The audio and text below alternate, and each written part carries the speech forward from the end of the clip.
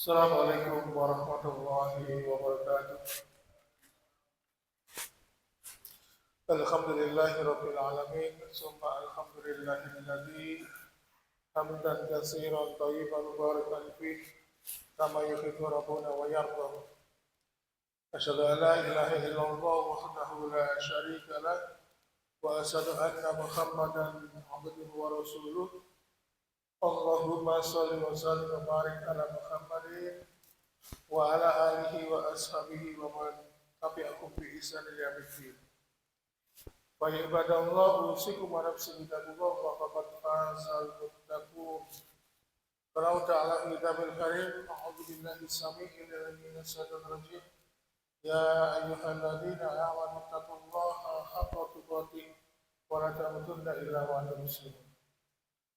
Kepada seluruh jamaah Masjid Al-Hidayah Gria Permata Meri, marilah kita senantiasa bersyukur kepada Allah Subhanahu wa taala yang masih diberikan nikmat kesehatan, kelapangan dan keamanan.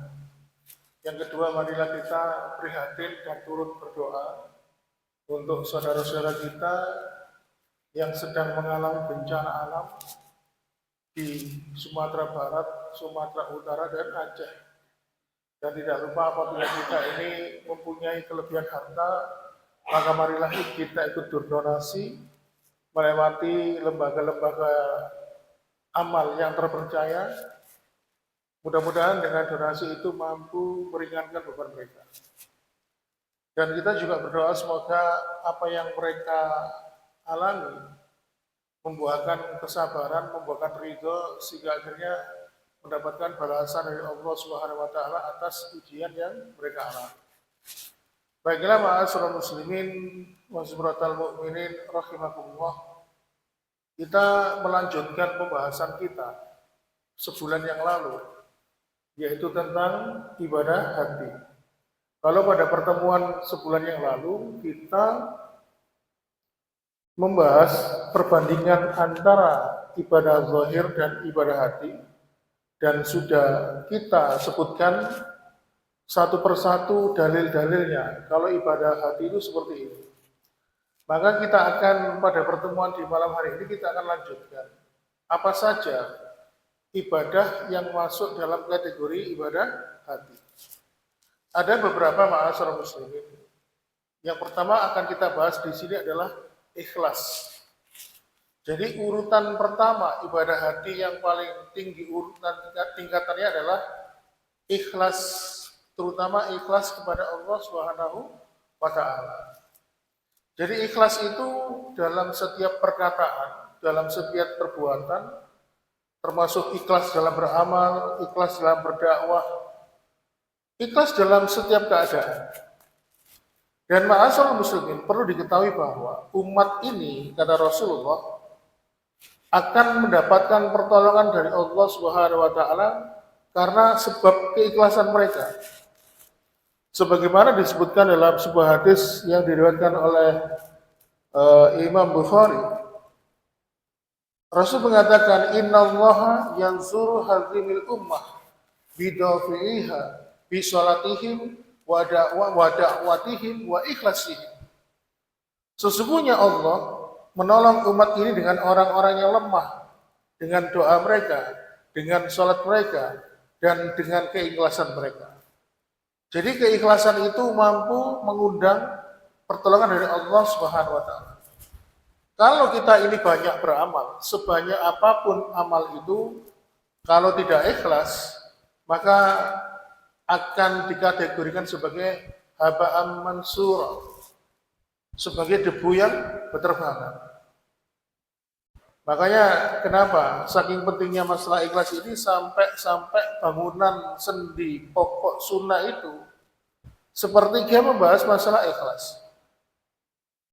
Nah, kemudian sunnah itu membagi ada 3 hal pokok dalam agama ini. Bagaimana kita ini menjaga hati kita itu menjaga supaya tetap ikhlas. Kemudian bagaimana ilmu yang kita dapatkan dan bagaimana kita menjaga makan minum kita. Oleh karena itu, ikhlas itu artinya memurnikan tujuan kita, bertakarub, mendekatkan diri kepada Allah Subhanahu wa taala dari perkara-perkara yang mengotori.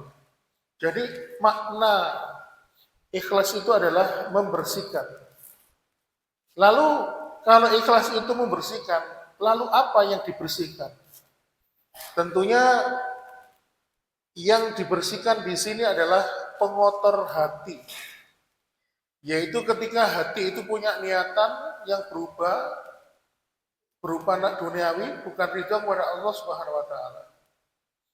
Makanya kenapa Imam Ibnul Qayyim di dalam kitabnya Al-Fawaid beliau berkata, keikhlasan dan tauhid itu seperti sebatang pohon yang tumbuh di dalam hati. Cabang-cabangnya adalah amal perbuatan, buahnya adalah kedamaian yang dirasakan dalam kehidupan dunia, serta kenikmatan yang kekal dalam kehidupan akhirat.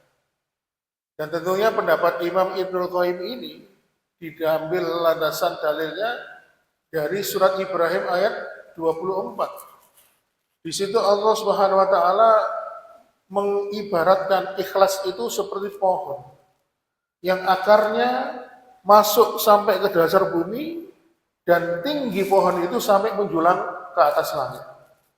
Di situ Allah Subhanahu wa taala berfirman, alam taro kaifa daraballahu masalan kalimatan thayyibatan kasajaratin thayyibatin asluha sabitu wa far'uha fis sama.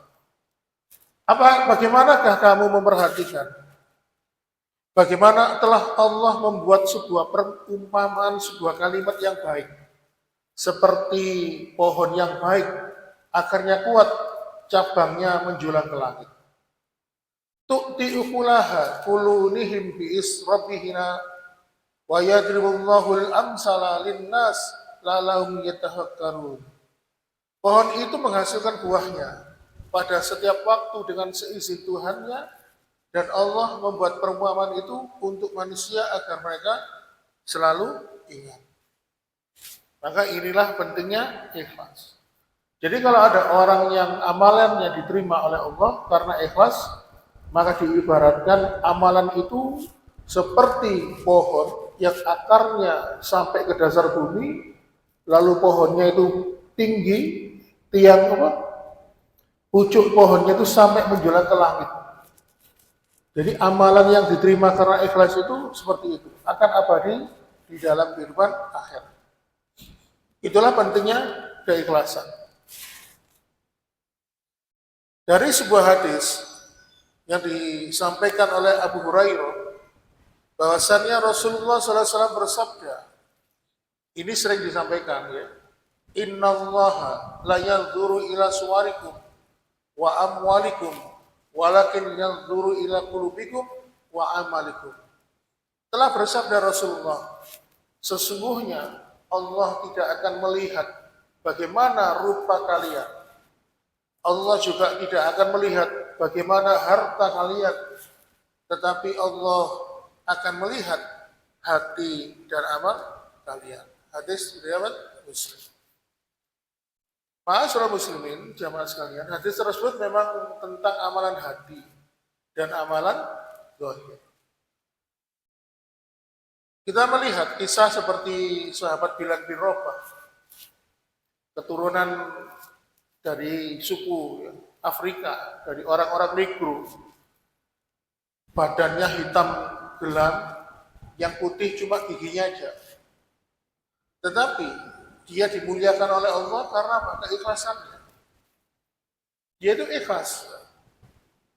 Sampai-sampai terompahnya itu sudah didengar ketika sudah ada di surga. Padahal yang bersangkutan masih hidup dalam di dunia ini, tetapi terompahnya sudah hadir di surga. Ma'asyiral muslimin, Imam Ibnul Qayyim pun menjelaskan, amal badan tidak akan wujud bila tanpa amal hati. Amal hati jauh lebih wajib bagi setiap hamba daripada amal badan.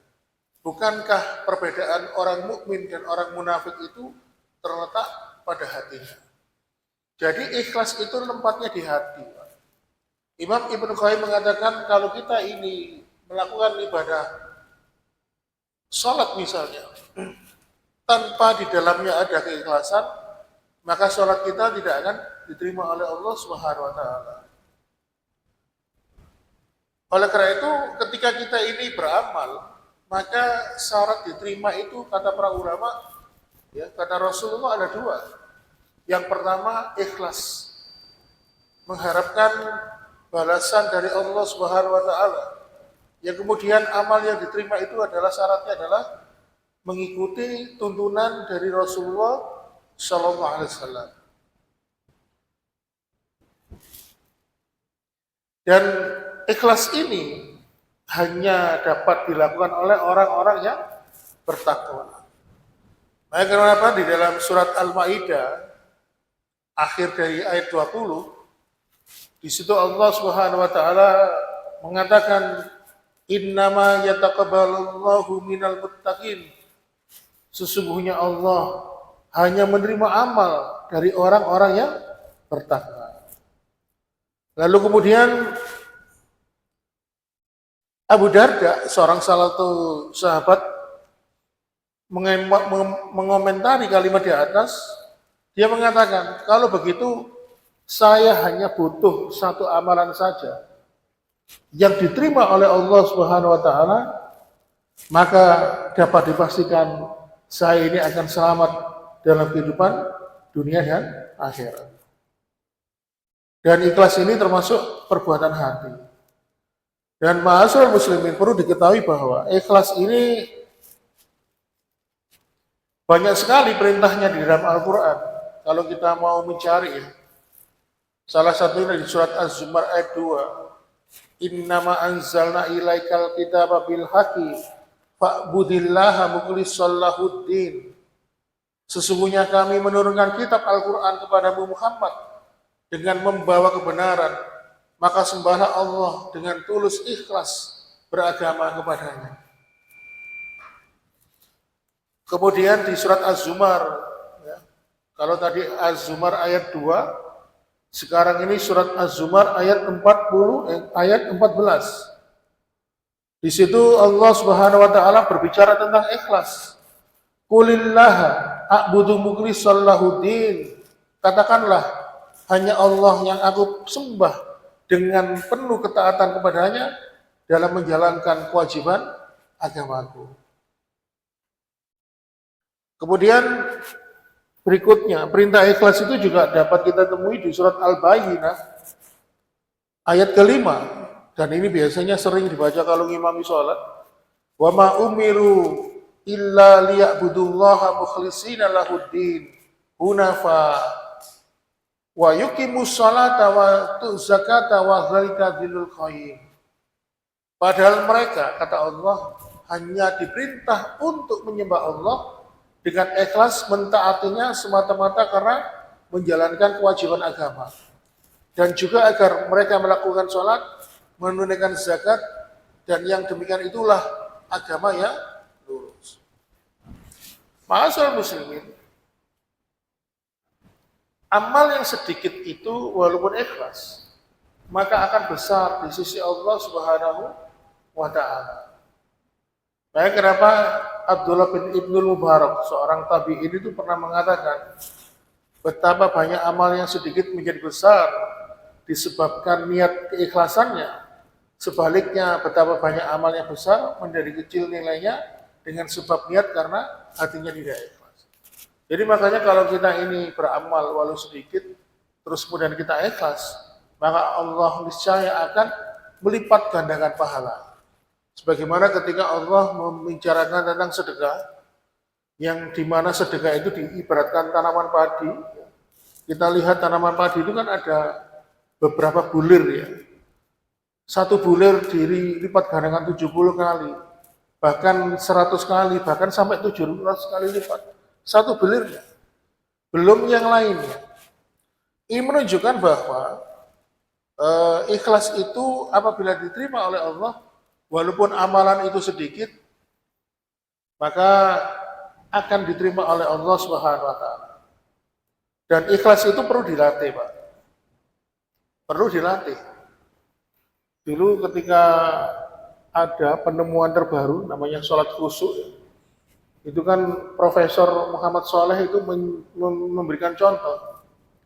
Kenapa orang yang gemar sholat tahajud itu kok sehat? Dijauhkan dari penyakit. Sebagaimana ketika Rasul mengatakan, perbanyaklah sholat malam, qiyamul lail, maka penyakit akan jauh dari badanmu. Ternyata manusia itu di dalam tubuhnya itu ada sebuah hormon. Jadi ada hormon, jadi hormon itu ikut sistem endokrin. Jadi dalam tubuh kita itu kan ada beberapa sistem, kan? Ada sistem peredaran darah, pembuluh darah itu jantung, ada sistem pencernaan, ada sistem pernafasan, kemudian ada sistem muskuloskeletal. Muskuloskeletal itu otot dan tulang. Dan ada sistem endokrin. Endokrin itu sistem hormon. Beberapa penyakit-penyakit hormon itu contohnya apa saja kalau kita tahu? Diabetes mellitus, kemudian tiroid, hipertiroid, hipotiroid. Banyak sekali penyakit-penyakit yang mempengaruhi sistem endokrin. Nah, sistem hormon ini kan masuk endokrin. Itu ada beberapa hormon, Pak. Ada namanya hormon endorfin, ada hormon kortisol. Nah, secara ilmiah bisa disebutkan orang-orang yang sholat tahajud di sebagian malamnya itu menekan hormon kortisol. Hormon kortisol ini kalau produksinya itu berlebihan menyebabkan yang mengalami itu akan mengalami penurunan kekebalan tubuh. Makanya kalau orang itu hormon kortisolnya terlalu dominan dalam tubuh kita, maka dia itu mudah jatuh sakit. Nah, apa pemicunya hormon kortisol ini? Stres berlebihan, kemudian kepikiran, banyak sekali faktor. Yang intinya hati tidak tenang, itu pemicunya hormon kortisol. Sedangkan hormon endorfin adalah hormon yang kalau diproduksi itu membuat tubuh kita ini menjadi bahagia, menjadi semangat, menjadikan tubuh kita ini sehat. Karena apa? Suasana hati kita ini membaik. Nah, orang-orang yang senantiasa melakukan qiyamul lail di sebagian malam akan merangsang munculnya diproduksi hormon endorfin. Sehingga akhirnya apa? Kalau dia hormon endorfin itu diproduksi, ya, dimunculkan di dalam tubuh kita, maka secara otomatis hormon kortisol, hormon yang membuat kita ini melemah tubuh kita, akan ditekan. Lalu apa hubungannya dengan orang-orang yang punya kebiasaan sholat tahajud, ya, sholat qiyamul lail di sebagian malam, kata Rasulullah, akan menjauhkan dirinya dari badannya. Jadi salah satu efek sholat tahajud kalau rutin, ya, itu bisa menyehatkan, menjauhkan kita dari penyakit yang ada dalam badan kita. Nah, para ahli memaparkan penelitiannya. Ternyata kalau orang rajin sholat tahajud itu hatinya lapang, ya, jauh lebih ikhlas, lebih neriman, ya. Dia akan yakin dengan janjinya Allah Subhanahu wa taala. Kalau dia nanti seandainya mengalami kesulitan, pasti akan dimudahkan. Dia kalau misalnya bimbang, pasti akan diberikan petunjuk. Dan mereka yakin orang-orang yang senantiasa qiyamul lail ini akan mendapatkan bimbingan dari Allah Subhanahu wa taala. Sehingga akhirnya keikhlasan itu akan mudah sekali menghinggap di perasaan atau hati orang-orang yang senantiasa qiyamul lail. Karena apa? Qiyamul lail itu kalau hati nggak ikhlas temenan itu nggak akan bangun. Walaupun sudah dipasang beker, sudah pasang alarm jam 2, jam setengah 3. Itu kalau hati tidak ada panggilan, tidak akan mungkin ke kamar mandi tok, pipis tok, ya, langsung tidur lagi. Makanya kenapa Profesor Muhammad Soleh itu meneliti bahwasannya orang hidupnya khusyuk itu bisa dilatih dengan sholat tahajud. Bahkan ada beberapa dokter, mungkin yang paling sekarang lagi viral itu dokter ahli apa? Dokter apa? Ahmad Fauzi Pak ya. Itu banyak beberapa dokter itu yang menyarankan pasiennya sholat tahajud. Jadi kedudukan ikhlas ini bisa dilatih sebenarnya. Keikhlasan kita kepada Allah dilatih dengan melaksanakan sholat tahajud atau qiyamul lail. Nah bedanya tahajud sama qiyamul lail itu apa?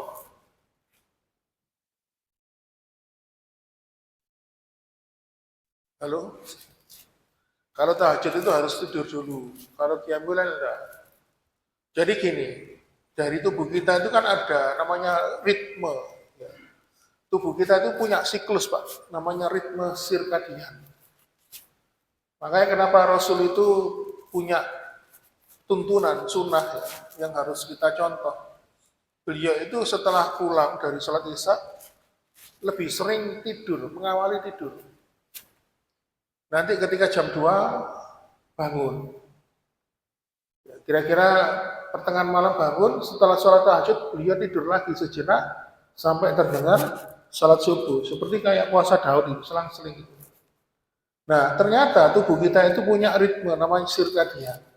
Makanya kenapa Pak Mustaqim ini biasanya kalau pagi gak nangguri BAB gak mungkin.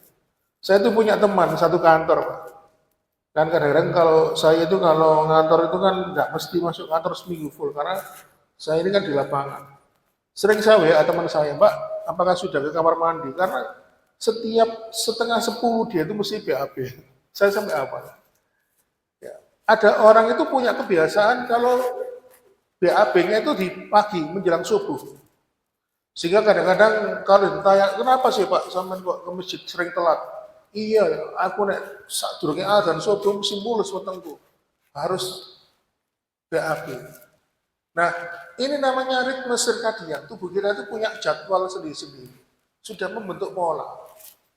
Makanya Rasulullah itu mengajarkan agar kita ini setelah sholat isya itu kan berusaha memperbaiki pola kita.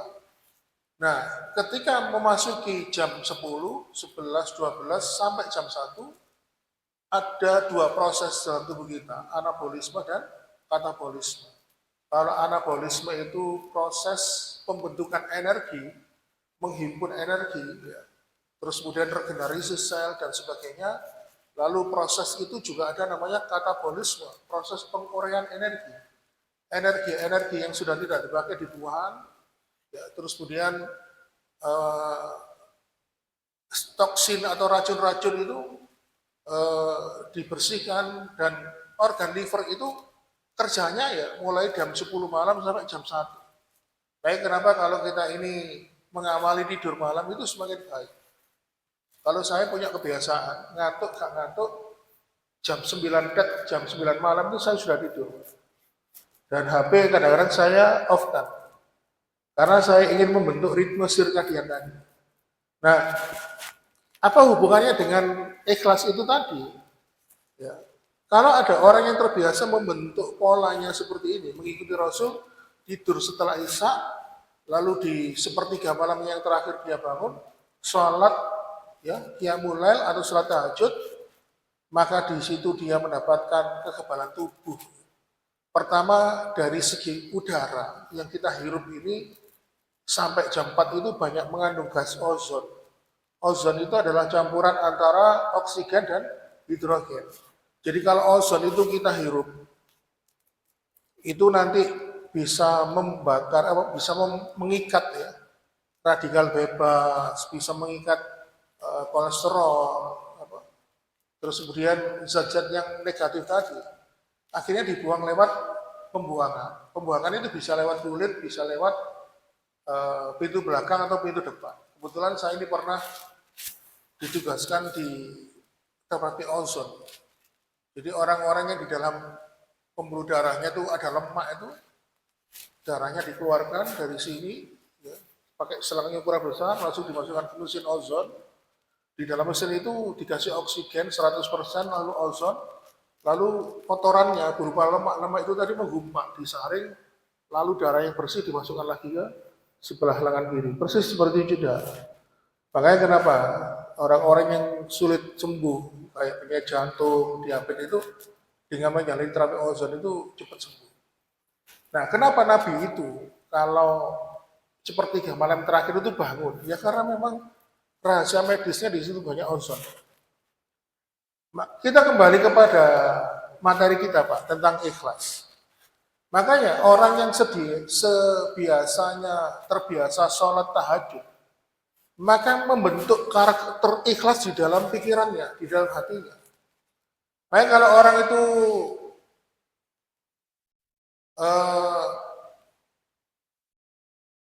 makanya orang itu kalau sudah ikhlas, pasti dia itu akan mempunyai prasangka baik kepada Allah Subhanahu wa taala, mengawali hari dengan penuh ceria, penuh semangat. Makanya kalau kadang-kadang kita lihat ada orang ke sholat subuhnya itu hanya waktu-waktu tertentu. Makanya kenapa Rasul mengatakan sholat subuh berjamaah itu berat bagi orang munafik. Karena waktu sepertiga malam terakhir hingga waktu subuh itu waktu yang begitu melenakan bagi orang-orang munafik. Justru waktu itu seperti 3 malam terakhir sampai subuh itu waktu yang sangat dinikmati oleh para golongan orang-orang munafik untuk tidur. Sedangkan orang-orang beriman membiasakan dirinya tahajud, muncul keikhlasan, sukarela di dalam hati.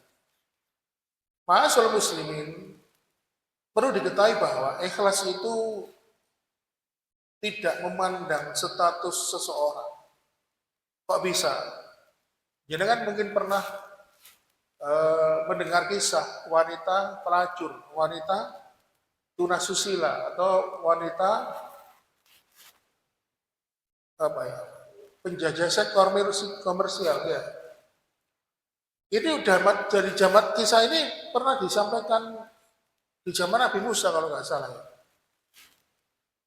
Dia itu dosa-dosanya diampuni oleh Allah lalu dimasukkan surga gara-gara keikhlasan. Suatu ketika si wanita pelacur ini lewat sebuah tempat lalu menjumpai seekor kucing yang kehausan. Sampai mangkap-mangkap kehausan itu, akhirnya dia kasihan, wanita pelacur ini pun masuk ke dalam sumur.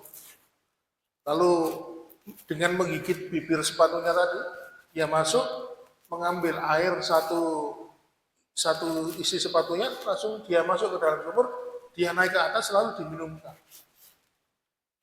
Dan ternyata dia merasa kasihan, dia di situ tidak punya tendensi kepada siapapun. Tidak ingin dipuji, tidak ingin memamerkan amalnya, karena di situ tidak ada siapa-siapa. Murni kasihan, iba melihat seekor kucing yang sedang kehausan. Dan akhirnya apa? Dia dinilai oleh Allah sebagai hamba yang ikhlas. Sehingga akhirnya apa? Dia pun diampuni dosanya dan dimasukkan ke dalam surga. Makanya urusan ibadah hati seperti ikhlas ini penting. Makanya kenapa orang-orang yang ikhlas ini pahalanya itu di hadapan Allah begitu besar. Tetapi uniknya pahalanya besar tapi amalnya cuma sedikit. Karena niatnya dia hanya memurnikan ibadah kepada Allah Subhanahu wa taala. Ma'asyiral muslimin, dalam riwayat Imam Abu Dawud, Rasulullah SAW bersabda, Inna Allah la yaqbalu amalan ila makana khalisan liwajih. Sesungguhnya Allah tidak akan menerima suatu amalan kecuali karena amalan itu disertai dengan keikhlasan. Seperti kisah Ratu Zubaidah. Jangan kalau ingin tahu kisahnya lebih detail, buka di Google, ketik kisah Ratu Zubaidah. Seorang permaisuri, istri raja di sebuah kerajaan. Suatu ketika waktu itu dia itu menjumpai jamaah haji yang kehausan, kekurangan minum. Lalu akhirnya dia bangun sumur, ngambil dari air mata air, dia alirkan sumur itu sepanjang 20 km. Lalu kemudian seluruh jamaah haji pada tahun itu dicukupi kebutuhannya. Tetapi dia tidak pernah koar-koar, saya ini ratu, saya ini istrinya raja, tidak pernah. Dia menyembunyikan identitasnya. Makanya akhirnya Allah abadikan kisahnya ya. Dan dia angkat derajatnya. Kemudian ma'asyiral muslimin, ternyata ikhlas itu ada beberapa keutamaan. Jadi ada beberapa keutamaan tentang ikhlas. Tingkat yang paling tinggi dari keikhlasan itu adalah mukhlis. Jadi hadis ini disebutkan dalam hadis dari Jibril, di mana waktu itu Jibril itu diperintahkan oleh Allah datang ke hadapan Rasulullah menyerupai seorang laki-laki. Dan laki-laki ini ketika datang di hadapan para sahabat dan di hadapan Nabi, tidak nampak jejak-jejak melakukan perjalanan. Biasanya kalau orang habis melakukan perjalanan jauh kan mesti ada bekasnya. Entah itu kumus-kumus, entah itu rambutnya kucel, pakaiannya lungset. Nah ini tidak ada. Seperti tidak ada orang yang baru saja melakukan perjalanan. Lalu kemudian datang di hadapan Rasulullah SAW sambil menempelkan lututnya ke lutut Nabi. Lalu dia tangannya meletakkan di atas pahanya Nabi, dia bertanya, ada beberapa pertanyaan. Ya Rasulullah, mahwal Islam? Ya Rasulullah, Islam itu apa? Lalu Rasulullah SAW menjawab dengan benar, ya, dengan tuntas Islam itu apa? Lalu Jibril mengatakan, benar, engkau benar. Lalu kemudian Jibril pun bertanya kepada Rasulullah, ya Rasulullah, mahwal iman? Ya Rasul, apa yang dimaksud dengan iman itu? Lalu Rasulullah pun menjelaskan, bla bla bla bla, demikian tuntas. Lalu malaikat Jibril mengatakan, engkau benar. Lalu kemudian untuk ketiga kalinya, malaikat Jibril itu bertanya kepada Rasulullah, ya Rasulullah, mahwal ihsan? Ya Rasul, apa itu ihsan? Lalu Rasulullah pun menjawab, anta budullaha ka'annaka tarahu fa ilam takun tarahu fa innahu yaraka. Ihsan itu adalah ketika engkau beribadah kepada Allah seakan-akan engkau dapat melihatnya. Dan jika engkau tidak dapat melihatnya, maka engkau merasa bahwa Allah melihat dirimu. Jadi yang ditanyakan di sini adalah masalah keikhlasan. Di mana ikhlas ini adalah derajat ibadah yang paling tinggi. Nah, kenapa kalau ada orang disebut muslim, ya, itu dia hanya baru level menjalankan syariat, sholat, puasa, haji, itu disebut muslim. Lalu kemudian kalau orang itu sudah haji, sudah sholat, melakukan puasa, bayar zakat, lalu kok dia senang ikut ngaji, hadir di pengajian, siapapun ustadznya diikuti. Soalnya kadang-kadang sekarang ini ada fenomena nega ustadznya gak tepung ya. Setiap pengajian di Masjid Al-Hidayah datang, siapapun yang dia bicara. Terus kemudian dia juga percaya dengan hal-hal yang gaib, percaya dengan qada dan qadarnya Allah Subhanahu wa taala. Yang awalnya dia statusnya muslim, dia meningkat statusnya menjadi seorang mukmin. Tetapi kalau ada seorang hamba yang sudah sholat, puasa, bayar zakat, lalu kemudian dia rajin ngaji ilmu, memahami ilmu agama ini, terus kemudian ditambah dia senantiasa berusaha memperbaiki dirinya, membersihkan hatinya dari niatan-niatan duniawi, dari niatan puja-pujian manusia, maka dapat dipastikan dia derajatnya mendekati derajat kenabian, yaitu ikhlas. Sehingga akhirnya dia disebut sebagai mukhlis. Inilah ma'asyiral muslimin, maka para sahabat Nabi adalah generasi yang mampu meneliti niatnya. Makanya dulu pernah kita bahas, ya, ciri-ciri orang beriman itu kalau dia beramal, dia merasa amalnya tidak diterima oleh Allah, orang beriman. Tapi kalau orang munafik merasa imannya, amalnya diterima oleh Allah Subhanahu wa taala.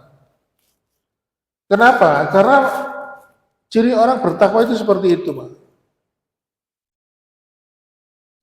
Makanya semakin orang itu ikhlas, derajatnya itu semakin tinggi di hadapan Allah Subhanahu wa taala. Contoh misalnya, ada seorang sahabatnya bernama Abdullah bin Mubarak. Itu kalau membaca Quran itu sampai ditutup, ya. Jangan sampai orang melihat itu dia baca Quran. Terus kemudian dia itu sering pura-pura tidur di atas Quran. Tujuan itu membaca.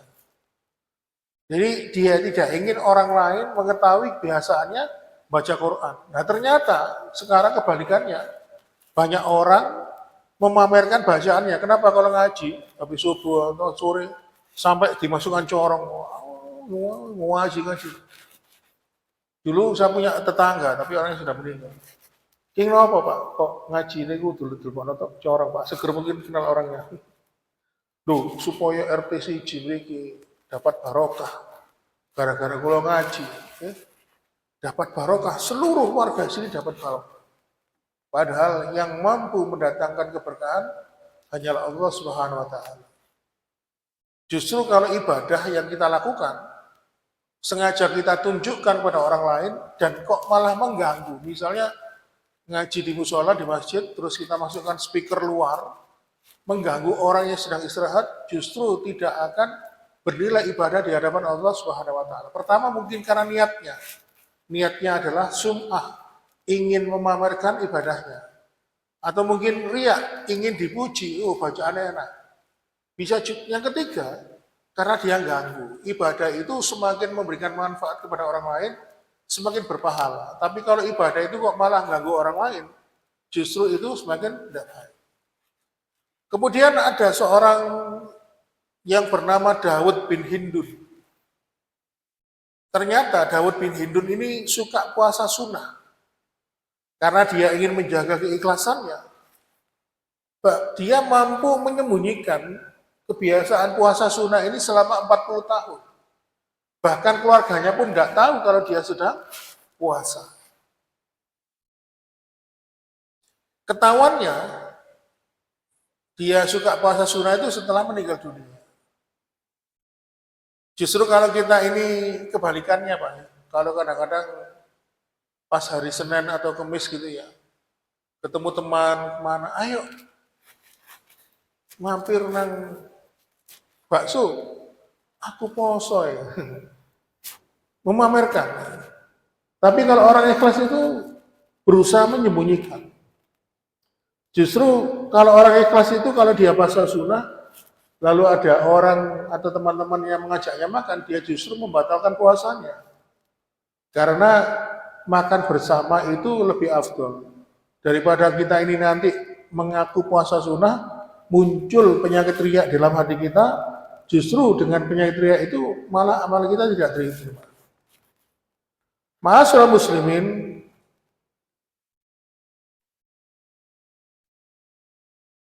salah satu ulama tafsir yang bernama Abdul Badawi Al-Khalafi mengatakan ketika membahas surat An-Nahl ayat 66, di situ Allah Subhanahu wa taala menyampaikan firman-Nya, dan sungguh pada hewan ternak itu terdapat pelajaran bagi kamu. Kami memberi minum dari apa yang ada dalam perutnya berupa susu murni antara kotoran dan darah yang mudah ditelan bagi orang yang minum. Ma'asyiral muslimin, Abdul Badawi Al-Khalafi ini mengatakan, hati yang ikhlas itu seperti susu. seperti susu keluarnya antara kotoran dan darah. Jadi di dalam tubuh hewan itu ada kotoran, ada darah, tapi juga ada susu. Tetapi orang yang ikhlas itu, ya, seperti susu tadi, walaupun tempat keluarnya itu berdampingan. Ya. Kalau kita lihat sapi itu kan tempat keluarnya antara kotoran sama air kencing sama susu kan tempatnya berdekatan.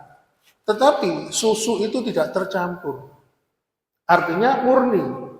Maka Allah mengibaratkan seorang beriman itu seperti susu. Ma'asyiral muslimin wa subhanatal mu'minin rahimakumullah. Kemudian yang kedua dari keutamaan ikhlas ini adalah kalau tadi itu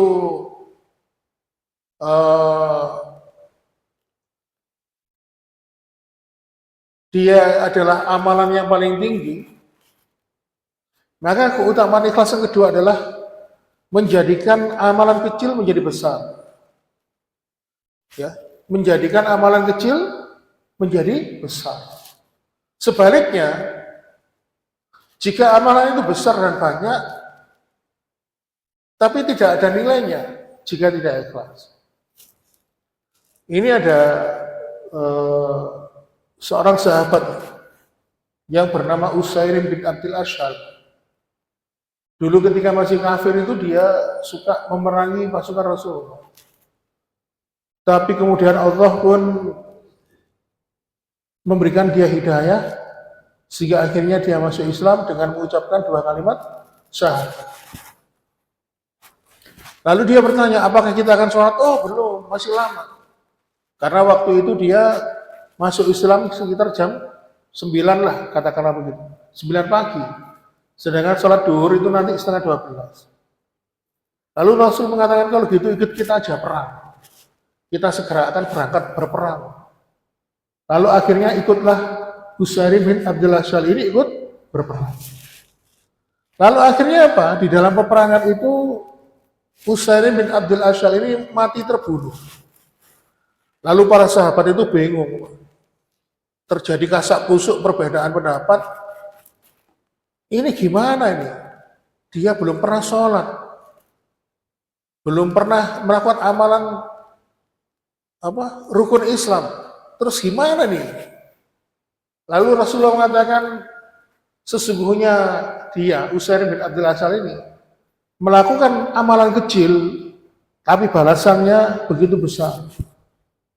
Kenapa? Dia bersyahadat masuk Islam, belum sempat melakukan rukun Islam yang kelima, dia sudah meninggal dunia. Hanya mengucapkan 2 kalimat syahadat, tetapi berbalas dengan surga. Itu keutamaan yang kedua dari orang yang ikhlas. Kemudian yang ketiga, keutamaan orang yang ikhlas adalah dia akan senantiasa bahagia. Maka orang yang ikhlas itu hatinya akan bahagia. Semakin dia meningkatkan keikhlasannya, maka sungguh dia akan semakin jauh bahagia. Bagaimana kok dia bisa bahagia? Karena Allah mengetahui kebahagiaannya. Allah mengetahui keikhlasan ibadahnya. Suatu saat Rasul itu pernah berkata kepada Ubay bin Ka'ab. Jadi Ubay bin Ka'ab ini unik ya, pernah sakit panas, terus Rasul mengatakan sesungguhnya dengan sakit demam atau panas ini bisa menggugurkan dosamu. Lalu Ubay bin Ka'ab ini berdoa, ya Allah kalau gitu jadikanlah badanku ini panas terus. Jadikanlah badanku ini demam. Supaya